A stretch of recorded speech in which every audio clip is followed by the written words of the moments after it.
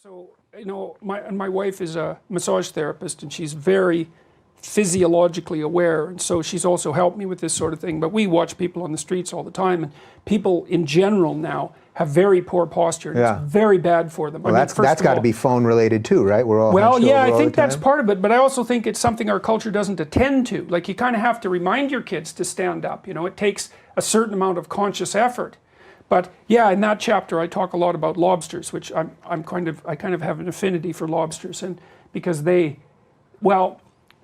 short story is that when a lobster loses a fight, because they're fighting all the time for dominance, let's say, in their hierarchies, he kind of crunches down, so he looks smaller.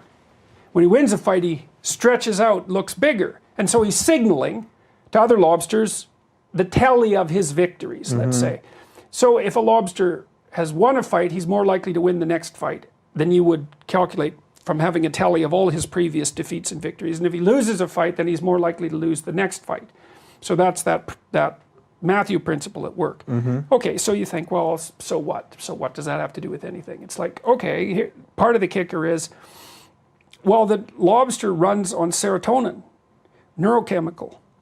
And if the lobster loses, the serotonin levels go down, and if he wins, the serotonin levels go up.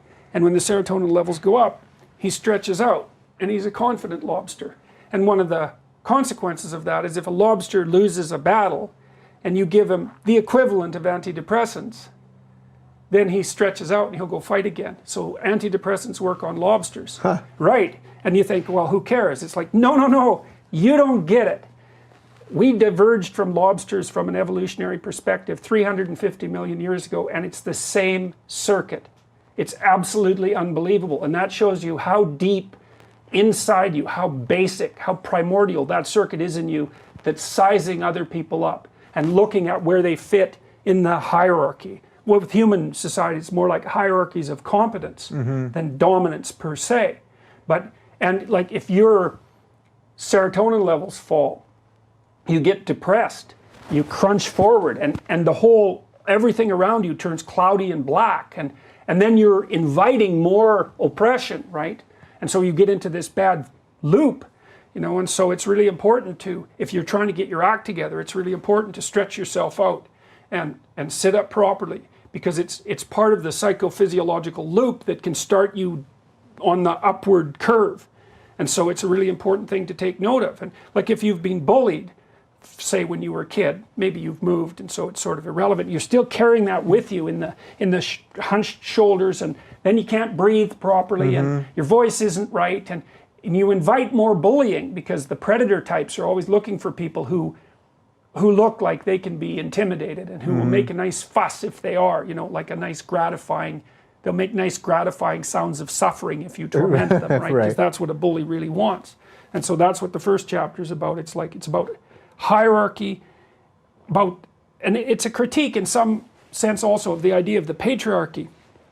Because the patriarchy is this dominant, oppressive hierarchy that everyone's embedded in. And the social constructionist, social justice warrior, postmodernist types think about that as a social construction. It's like, how about no? That's just wrong. Lobsters have hierarchies. That's 1/3 of a billion years ago. Okay, that's not a social construction. It's part of being itself. And if you only see a hierarchy as power and tyranny, then you're looking at the world wrong. Like, it's true that hierarchies can be tyrannical and dominant. And a degenerated hierarchy is nothing but tyranny. But in a functional society, the hierarchy is actually the structure of the society, and you're actually protected within it. Well, then how you relate to that hierarchy is very important, but that's part of personal development. That's part of standing upright, and then people in the hierarchy think, oh, well, you're someone who could do good things for the hierarchy. Let's promote you. Yeah. Like, men don't struggle for power. That isn't what men do. Not if they're civilized. They size each other up and elect the competent to lead them. And they do that at every level of society. Like, I tell a story in there about, might be later in another chapter, it doesn't matter. I worked in a rail crew in southern Saskatchewan. They're rough guys, like a lot of them had been in prison, And when you first came onto the rail crew, you got a stupid nickname and people teased you.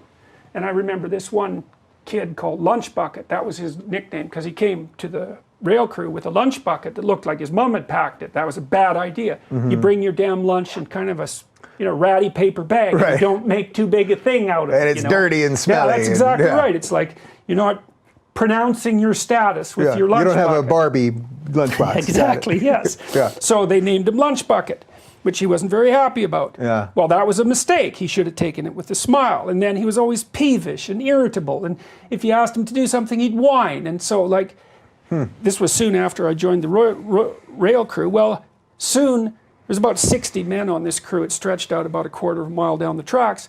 Soon, anonymous harassers were throwing pebbles at him during work. We had hard hats on, so the game was, let's see if we can hit a lunch bucket in the hard hat with a pebble. Anonymous. Yeah, well, because you don't know where it's coming from. Yeah. And that was purposeful because he couldn't take a joke. It's like, well, let's see if he can take this joke. Clunk, and everybody go, And then he just got more and more peevish, and the pebbles got bigger and bigger. And, a week later, Lunch Bucket was gone, having not learned anything from the experience. But, the men were testing him out. It's like, can you take a joke? Can you be useful? Can you at least be amusing? Is there something worthwhile about you? It's like, no. It's like, okay, well then you're out of here, because you never know when we actually might need to depend on you. It's so interesting to me because it fits fully within what you were saying about why it's important for a father to play with a kid, or why my brother and I used to beat the living crap out of each other. He'd win sometimes, I'd win sometimes, but we learned something there. And that's what I think you said, it's like learning how to dance. And it all kind of makes sense. But I like that you started this with something physical, because all of us can do this. Everyone watching this today that's struggling with whatever they're struggling with can just work on that. Yeah. Even whoever's watching this that has God's best given posture ever can still work on that. Yeah, so and if you happen to be hunched forward, weightlifting is really good for that, because you strengthen out your back muscles and it'll pull your shoulders back. And you want that. And it's really important as you get older, because you look at old people, and if they're stooped, they start to calcify that way, and then they start to bend down and you don't want to be in that situation when you're 40. Yeah. Maybe you want to be in that, you don't ever want You don't ever, but yeah. maybe 90, but not 40, and certainly not 20.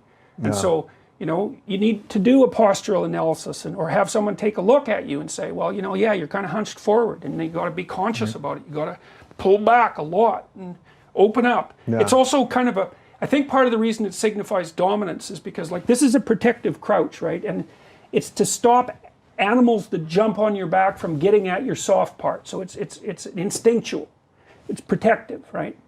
So this basically says, I'm open to the world, right? But what it also says is I can handle being open to the world. So it signifies competence and confidence. Yeah, it's interesting because it's also a sort of vulnerable position. Yeah, definitely. And in yoga or certain other stretching things, Feldenkrais and things like that, you would work on this. Yeah. You would also, the mansplaining people will not be happy when they... No, they're not. They're going to see us doing this. They're not going to be happy about that. Yeah, well, the thing about competence is acceptance of vulnerability.